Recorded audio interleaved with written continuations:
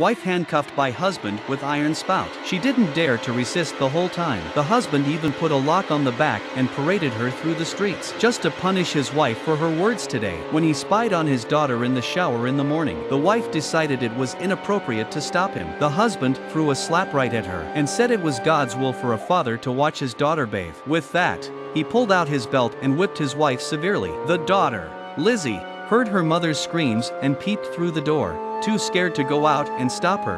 At the end of the night, her mother was whipped again. She returned to her room covered in bruises and wept as she hugged her daughter. Lizzie thinks her mother is too weak. She despised her mother from the bottom of her heart. The next day, her mother is forced to attend a service with iron cuffs on her mouth. The priest on the stage is the father. He preached from the stage. Women are made for men and wives must obey their husbands unconditionally. Lizzie saw how weak her mother was. She felt ashamed. I'll never be like you, I'd rather die first. The mother left with tears in her eyes. Soon after, her body fell from the ceiling. Lizzie watched in disbelief. She began to regret what she had just said, and the husband on stage was furious. She cursed her wife that she would never be reincarnated. After his wife's death, the husband's behavior became more and more aggressive. One morning he woke Lizzie up and said he wanted her to go to church. Lizzie followed him into the church and realized that her father wanted to marry her. Hearing her father's words grow bolder and bolder, Lizzie rushes outside. She was dragged back by her father and forced to put iron cuffs on her. He then dragged Lizzie's legs through the mud. The girl's white skirt was covered in mud. The father then stripped her naked and whipped her severely. Finally, as his daughter cried,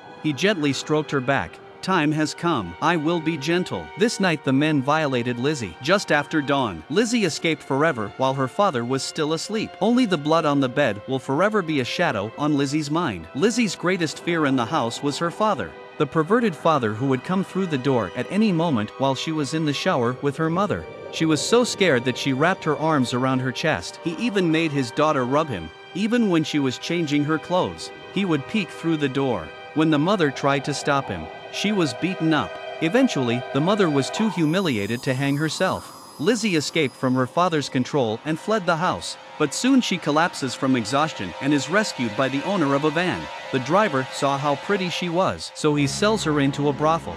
The owner treats her warmly. Lizzie thought she had finally escaped from her clutches. What she didn't realize was that this was a new hell.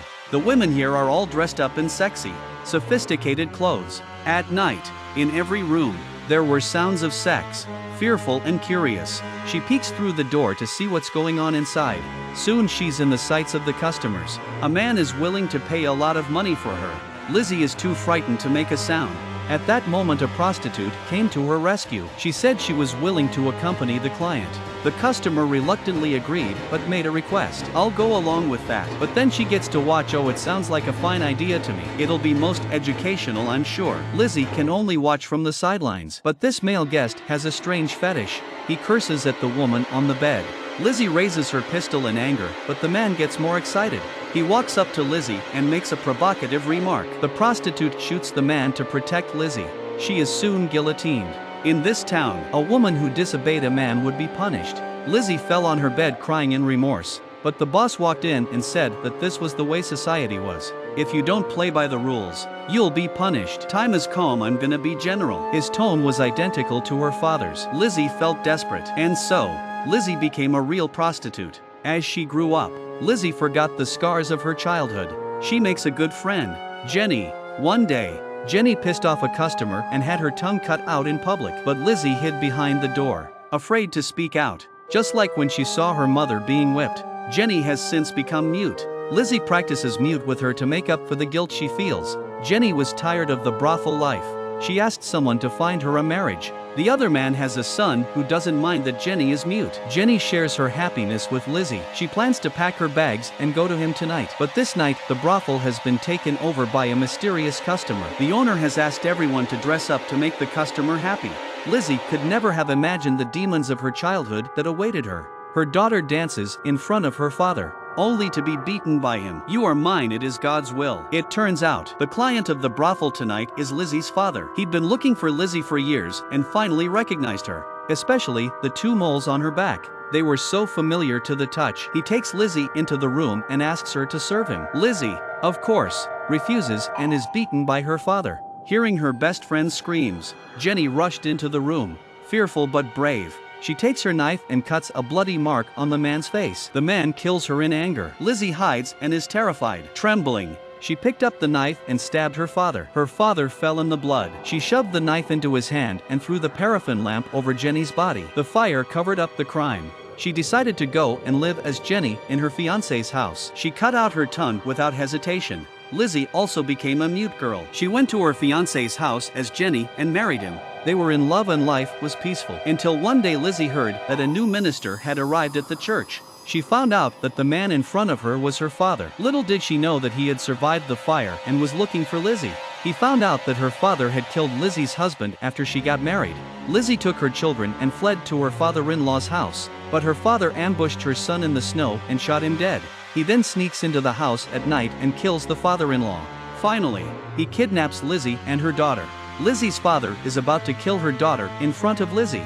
Out of the strength of her mother's love, Lizzie exploded.